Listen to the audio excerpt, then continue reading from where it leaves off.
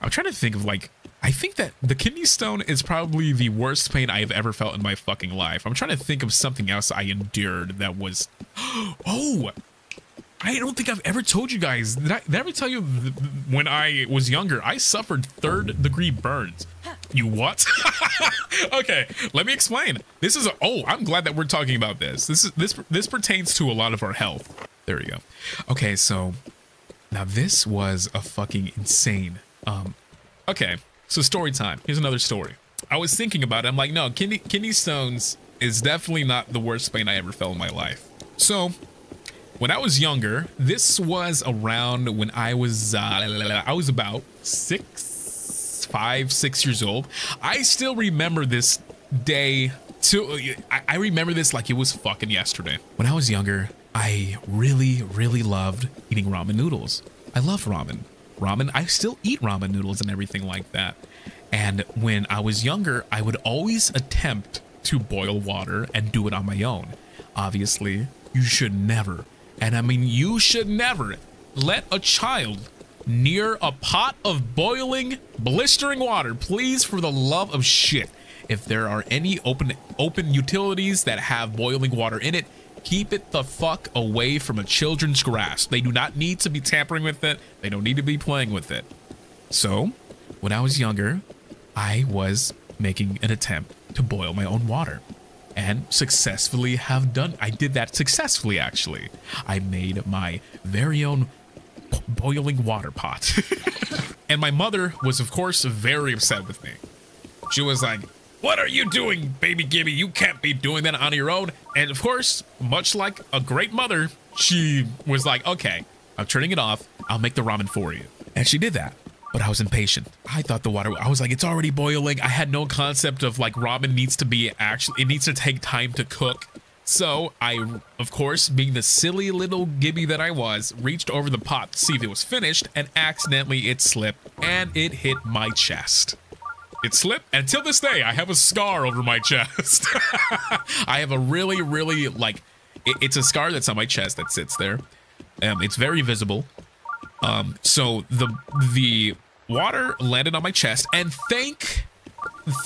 I know it's weird thanking the Lords for this. It didn't hit my face. If that hit my face, I would have lost my eyes for sure. Definitely would have lost them.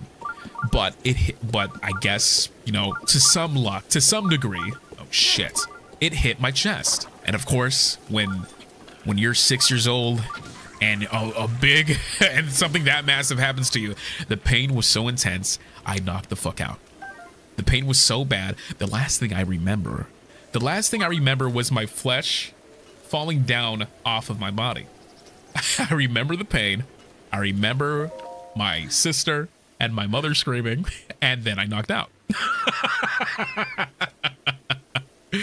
So after that happened, of course, my little body was so overexerted. I knocked the fuck out, woke up in the hospital, didn't know where I was. I had a big scar on my chest. And I remember my mother was crying. She was sad. She was crying. She was like, "Oh my God, my poor baby. I feel so bad. I should have been looking after you." It wasn't her fault. And it definitely wasn't my fault. It was just a tragic situation. But I remember we got this ointment, this cream that we rubbed on my chest for weeks to months to a year. And then it healed up over time. So I still have the scar on my chest. And get this, I still love ramen. I still like eating ramen noodles despite... You'd think that I would have some sort of like, you know, I would be scared of it, right? It would become a trigger for me. But I love ramen. I love when I see the water boiling still. But of course, I'm a lot more, you know, understanding of how to to make ramen these days. I was just a baby. I really was just a baby. I think one of the worst things in the world about it too was the fact that when you have boiling water thrown on you like that, your body, your meat, your flesh, what you have on your body is cookable. So when I had that boiling water thrown on me, I remember being able to smell my own cooked flesh, that sounds disgusting. That sounds gross. Yeah, very disgusting. Yeah, that's why I always say, be careful. when you're cooking in the kitchen, when you're doing your own thing, when you're working with anything that's boiling or hot, please, for the love of shit, for me, be careful, because something like that can happen to anybody.